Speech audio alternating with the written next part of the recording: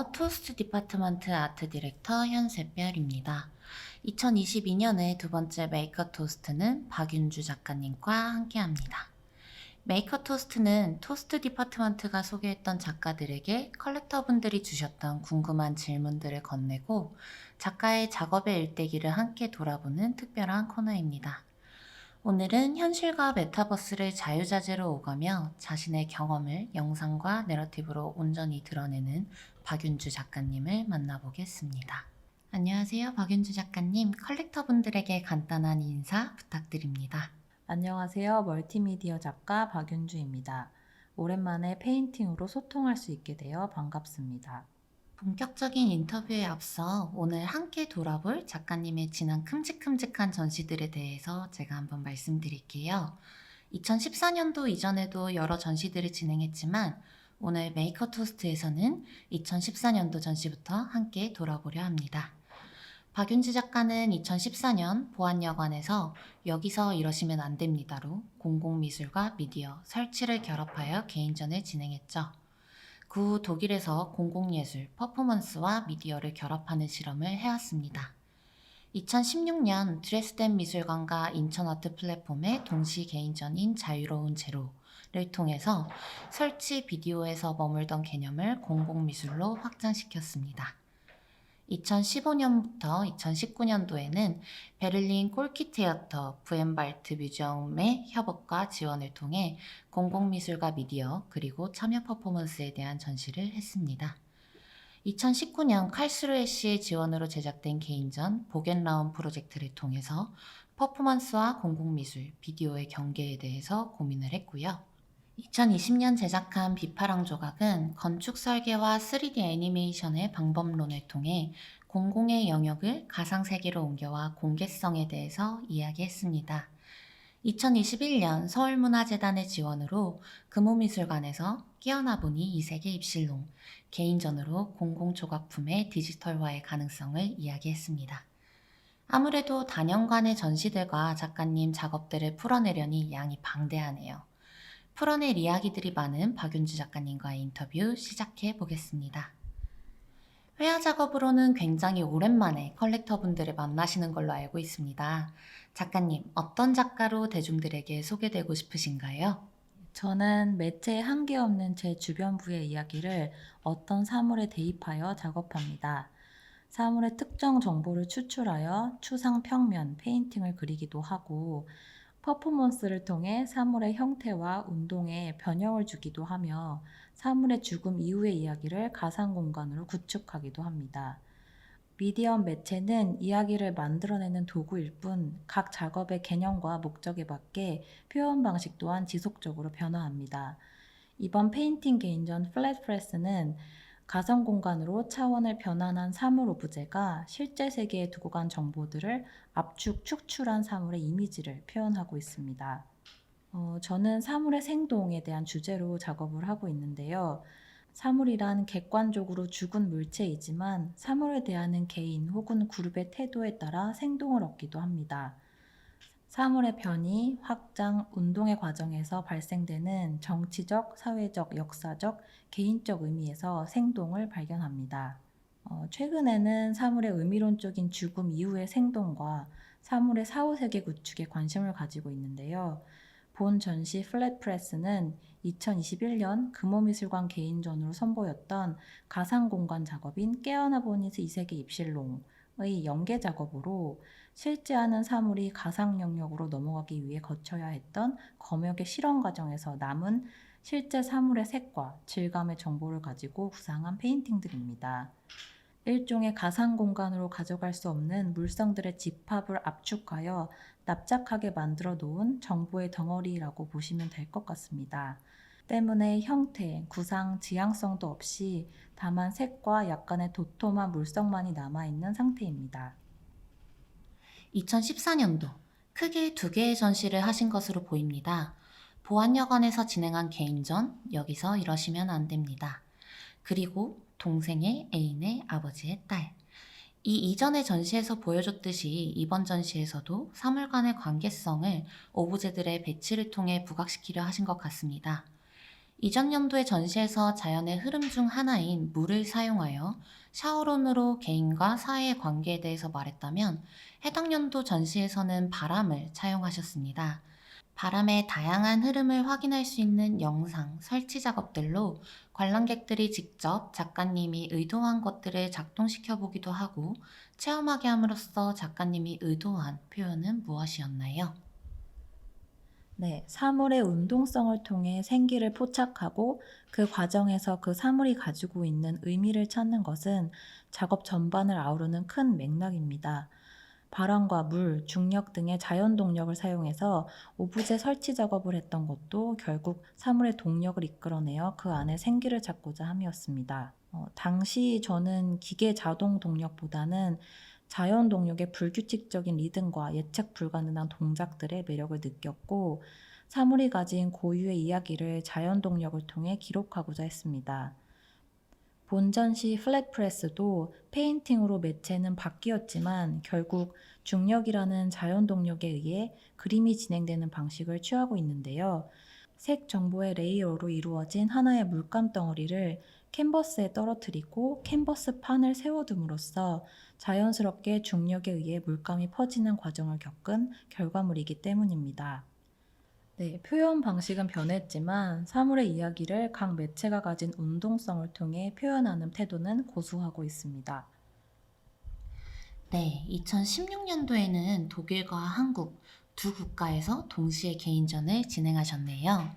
자유로운 제로, 해당 전시에서 보여주신 설치, 퍼포먼스 영상 안에 있는 장소들이 대개 공공장소를 배경으로 촬영된 것을 알 수 있는데요. 배경을 공공장소로 지정하신 이유가 있으실까요? 제 작업의 제목들은 컬러의 변환을 통해 운동성과 방향성의 관계를 표현하곤 합니다. 예를 들어 핑크 투 브라운부터 최근 오렌지 투 블루까지 영어 전치사 to를 사용하여 방향성을 드러내고 있습니다.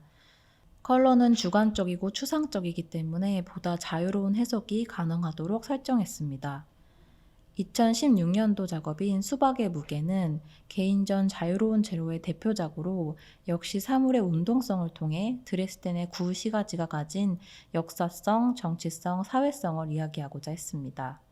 2015년도부터 2019년도에는 독일에서 공공예술, 퍼포먼스와 미디어를 결합하는 실험들을 하셨는데요. 굉장히 많은 비디오, 퍼포먼스 작업들을 통해서 작가님만의 세계를 확장시킨 것으로 보입니다. 특히나 기억에 남는 것은 아가미 호흡법에서 2015년도 발표한 핑크 투 브라운, 고인곤, 워터멜론 웨이트, 블랙 투 블루, 무지개 빵 에피소드 등 굉장히 많은 퍼포먼스 영상들을 만드셨는데 마치 시위를 연상케 하는 해당 작업들에는 무언가를 파괴하는 이미지나 소음들이 대개 포함되어 있습니다. 이런 파괴나 충돌의 소음과 이미지를 통해서 무엇을 표출하고자 하셨는지, 그리고 해당 작업들 중 가장 기억에 남는 작업이 있으시다면 말씀해 주세요. 사물의 생기는 결국 개인, 대중의 시대적 태도에 따라 설정되었습니다. 사물의 운동성은 결국 저항성으로, 저항성은 결국 시위적 행위를 표방하는 것으로 진화되었습니다.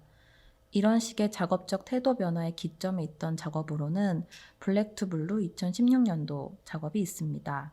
블랙 투 블루는 독일 튜링겐주의 6개월간의 공공미술 프로젝트로 부켄발트 박물관의 후원으로 진행된 작업입니다. 프로젝트는 부켄발트 수용소 시기를 실제 경험한 주민들의 기억과 수집된 오브제들을 통해 진행되었습니다. 본 설치 퍼포먼스 작업은 이 역사적 현장에서 발생했음이 분명한 어떤 저항적 행위의 불가능성을 암시하고 있습니다. 중력에 의해 떨어질 것이 분명하지만 그럼에도 불구하고 무한의 하늘을 향해 사물을 던지는 행위를 통해 불가능의 지평선을 극복하고자 했습니다.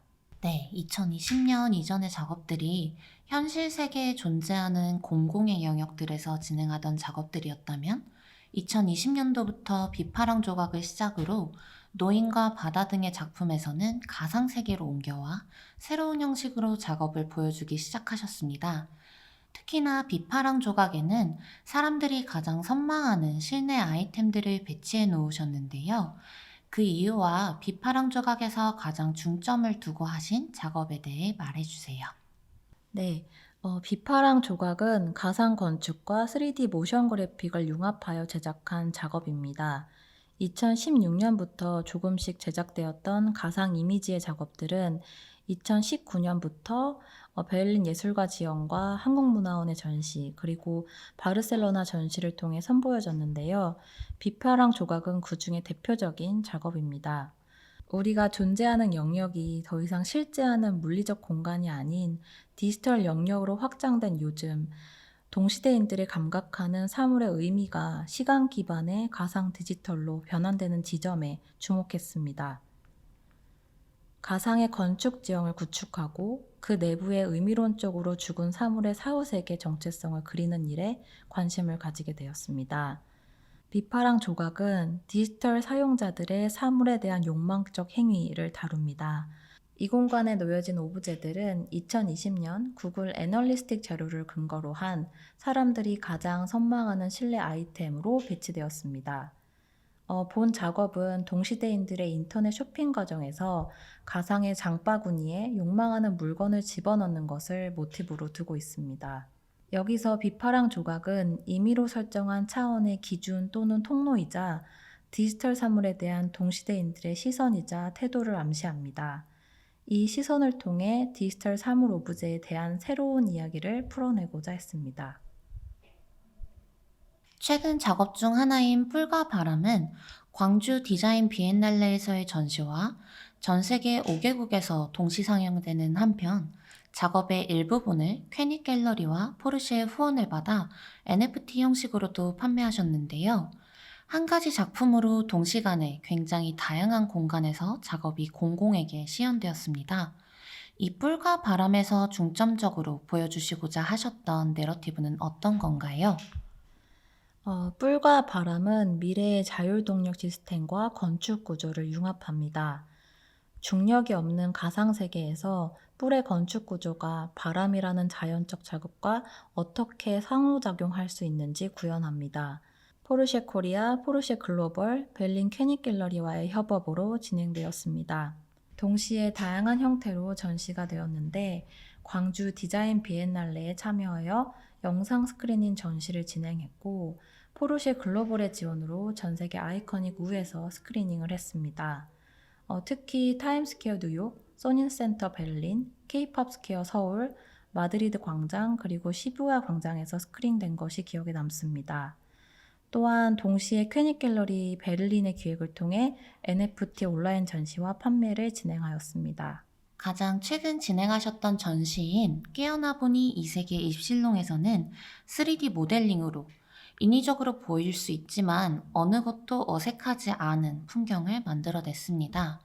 가상의 영역을 공공의 장으로서 인식하고 차츰 작가님만의 세계관을 확장시켜 나가는 것 같은데요. 해당 전시에서 선보였던 회화 작업들은 영상 작업에서 추출한 요소들을 미분하여 표현하셨네요. 회화 작업과 영상 작업의 특징이나 유념하면서 감상하면 좋을 요소들에 대해서 설명 부탁드립니다. 플랫프레스 시리즈는 실제하는 사물을 3D 가상 공간으로 이주시키는 과정에서 나왔습니다. 최초의 물리적 사물이자 1차 텍스트는 물리적 공공장소에 놓여있던 오브제였습니다. 그러나 중요한 것은 이 1차 텍스트가 아니라 실물을 스캐닝하여 가상 공간으로 차원을 옮기는 과정의 실험에 있습니다. 차원의 이동을 통해 사물의 생기를 얻고 스스로 각성하고 탈피하고 정보를 재배열하여 새로운 정체성을 얻습니다. 이 과정의 기록과 흔적이 바로 플랫프레스의 시리즈입니다. 플랫프레스의 과정은 결국 입실롱이라는 가상 공간을 가기 위해 반드시 거쳐야 하는 의식 같은 것이었습니다. 입실롱이라는 세계는 의미론적으로 죽음을 맞이한 물리적 오브제들의 사후세계이자 중간세계로서 사물은 새로운 삶을 쟁취하게 됩니다. 실제하는 사물이 가상세계로 차원을 넘어오기 위해서 본래 있던 형식의 검역을 거치게 되는데 이 과정에서 변이, 변형, 확장 및 축소가 일어납니다. 이 과정에서 벌어지는 이미지의 찌꺼기와 원본의 정보들이 서로 뭉쳐지거나 압축되어 다른 성질의 물질이 되었습니다. 실제 했던 1차 원본의 사물과도 다르고 가상세계로 넘어간 2차 이미지와도 다른, 그러나 궁극적으로는 같은 뿌리를 둔 어떤 키메라가 탄생한 것이죠. 실제 영역에서 나오는 찌꺼기는 결국 가상 영역으로 이주하지 못하고 자기들끼리 뭉치고 압축되고 융해되어 납작한 형태의 무엇이 되었습니다. 물질이라고도 할 수 없고 비물질이라고도 할 수 없는 중간 형태의 것입니다. 이 과정에서 나온 물질의 납작한 압축을 플랫프레스라고 설정하고 페인팅으로 기록했습니다. 네, 오늘 작가님의 지난 전시들에 대해서 함께 알아보니까 한결 더 작품에 가까워진 기분이 들어 좋았습니다. 앞으로의 계획이나 작가님이 작품을 통해서 전달하고 싶은 작가님만의 철학이나 가치관이 있다면 알려주세요. 앞으로 현실과 가상을 이동하며 발생되는 사물의 생동에 대해 더욱 집중하고자 합니다. 페인팅이라는 물리적 접근 방식과 3D 가상 건축이라는 가상 공간에 대한 탐구는 차원을 이동하는 사물을 연구하는 데 주요한 재료가 될 것입니다.